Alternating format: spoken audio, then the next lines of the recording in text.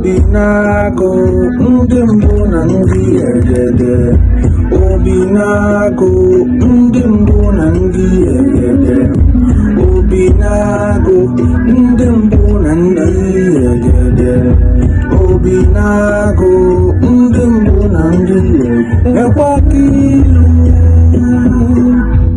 wepụla anyị aka ndị ilo. Ekwansu, obi ọcha ya ka ịdapụta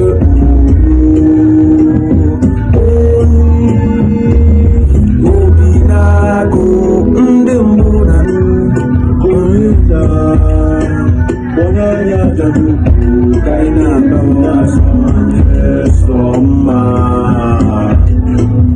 n'ekwedo edo ka e wee dozie anya ka ọ dị mma maka na igbo mmadụ na-amadụghali